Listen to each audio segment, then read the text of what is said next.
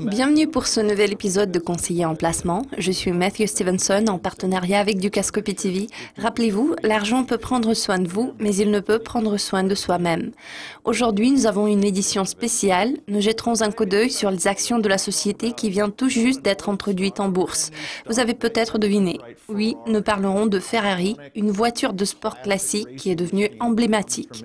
Elle vient d'Italie, on la voit depuis longtemps sur les pistes de course. C'est une société privée qui a été fondée dans les années 1930 par Enzo Ferrari. La société vient d'être introduite en bourse. On en a entendu beaucoup parler la semaine dernière. Le prix d'achat était de $52 par action. Vous vous demandez peut-être pourquoi n'en ai-je pas acheté à ce prix? Les actions ont été émises au cours de $52 par action. Elles ont grimpé à $60 pour redescendre à environ 55. On a vu que le marché était excité. Le mot Ferrari est capable de générer de l'enthousiasme. Il est symbole de vitesse, de précision, d'excellence, bref, de toutes les notions qui sont très appréciées par les amateurs de course automobile. Ma tâche, en tant que votre conseiller en placement, consiste à vous dire si c'est un bon achat.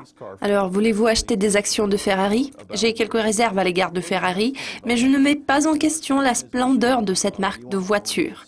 Ils produisent entre 6 et 7 000 voitures par an.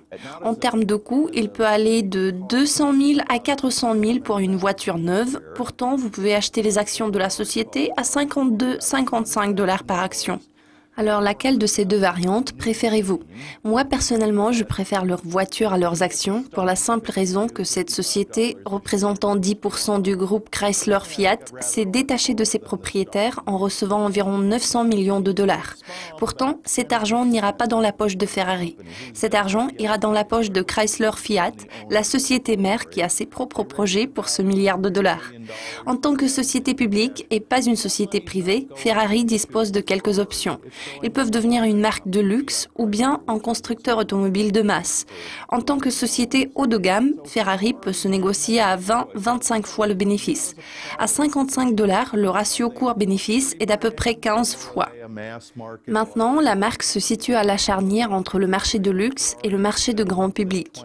Le deuxième point qui me préoccupe est que si la société émet le reste de ses titres l'année prochaine, le marché sera saturé des actions de Ferrari. Je serais surpris de voir la société maintenir le cours de $50-55 par action dans de telles conditions. Bon, qui sait, peut-être, car c'est une société couronnée de succès. Le dernier point qui pose problème est de savoir s'ils vont rester fidèles à leur principe de fabrication des voitures haut de gamme ou bien s'ils vont finir par produire des véhicules à $50-60 000. Dans ce cas, leur stratégie viserait à capter un marché colossal. Il faut garder à l'esprit que 7 000 voitures par an n'est pas un chiffre hallucinant. Je tiens à souligner que sur le marché secondaire, des Ferrari classiques se vendent pour des millions de dollars.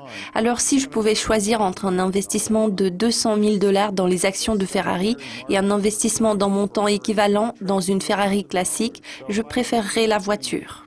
Investing 200,000 in the stock or 200,000 in a classic Ferrari, I might just go with the car and skip the stock. Le temps de cet épisode de conseiller en placement touche à sa fin. Je suis Matthew Stevenson en partenariat avec Dukascopy TV. Rappelez-vous, l'argent peut prendre soin de vous, mais il ne peut prendre soin de soi-même.